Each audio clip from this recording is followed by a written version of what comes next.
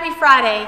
Grace and peace to you in the name of Jesus Christ. As your pastor, I wanted to come on this Friday email and share some exciting news for this coming Sunday. We are returning to in-person worship on Sunday morning. There'll be opportunities for us to worship in person at 9 a.m. and 11 a.m. At this time, we'll have 50 folks who have the opportunity to come and worship in our sanctuary, and we're hopeful as the times go on and the days move ahead and COVID continues to reduce its spread in our community, that we can continue to increase those numbers and still maintain social distancing within our congregation. We are asking and reminding you that anyone who signs up in advance for worship will need to come with your mask. You'll be seated socially distanced in our sanctuary. And just as a quick reminder, things will look a bit different. You can see the pews behind me, that the Bibles and the hymnals are not in their places, or that the cushions aren't on the pews. But you will be so excited to see the faces of other people worshiping alongside of you. And as your pastor, I am so excited to see you in our congregation. It has been a long year, and for many of you, this is the longest time in your entire life that you've not been able to worship in the sanctuary of a church that you love.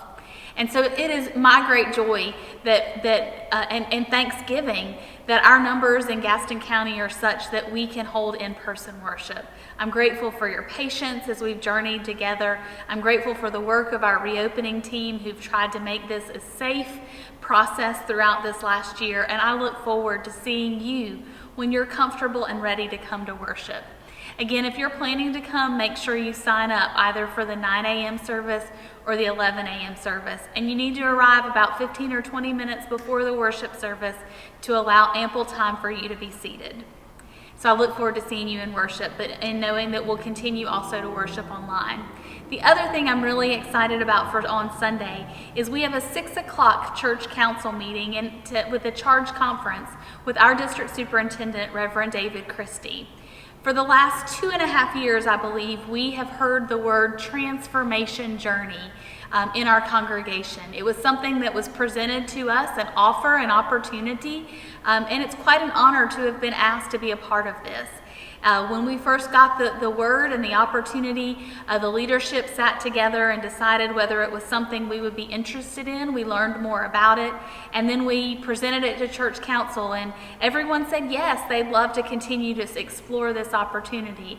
So then after that, we spent a lot of time together in prayer and in discernment, and we spent a lot of time gathering information on the history of the church, the things that we celebrate, the ministries that happen here, and we compiled an entire notebook full of information.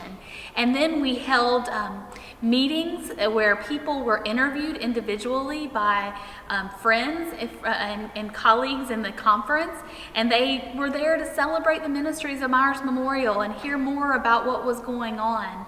And then we held a day-long event where, again, a leadership team from the conference came and led a phenomenal leadership training, and they were allowed to sit and listen and hear stories about the great things that Myers Memorial does.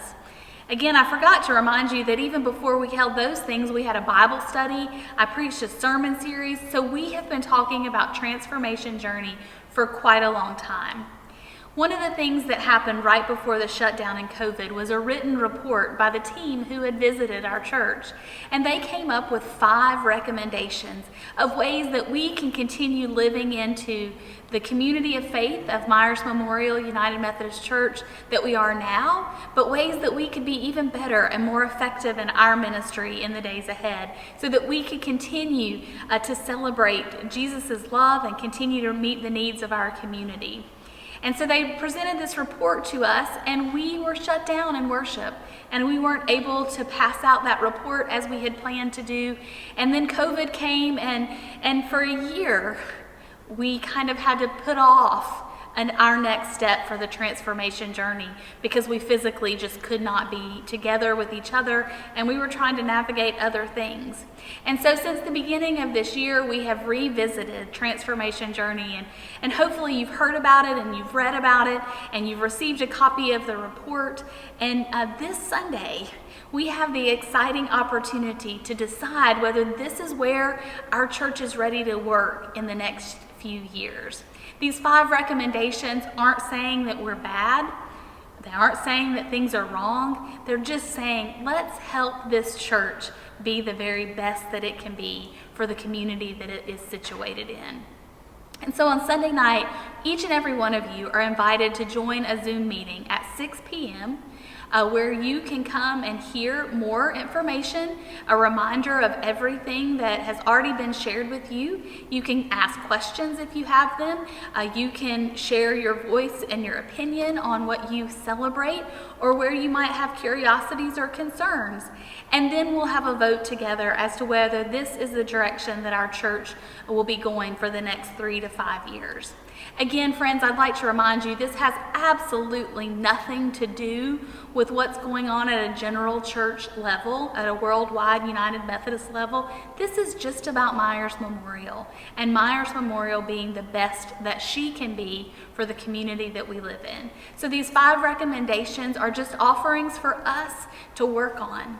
And if you're interested in any of those 5 recommendations, if the report is approved, we'll begin soon getting together in teams to begin to tackle the work in the ministry so that we can do the things that have been suggested for us. I would like to remind you that these suggestions didn't just come out of the air. These things were items that people who visited our congregation, who came from the conference as leaders and came in and sat down with us, and they heard from us, from many of you, what was going well and what you hoped and wanted more of. And out of those things, they designed these recommendations. So they're tailored just for us. It's just about our congregation. And friends, if we're about transformation, the transformation that Christ does in us, my hope is that we'll be about the transformation that allows us to be the very best that we can be. So I look forward to seeing you on the Zoom on Sunday night at 6 o'clock. If for some reason you're unable to join us and you still would like to vote, you can send an email to the church office to Heather Steffi, our administrative assistant, or you can call the church office on Monday morning. We certainly want to extend the invitation for everyone who is a member of this church to be able to vote. It's going to be an exciting day on Sunday. I hope that you'll be a part of it. Thank you, and may God continue to bless your day.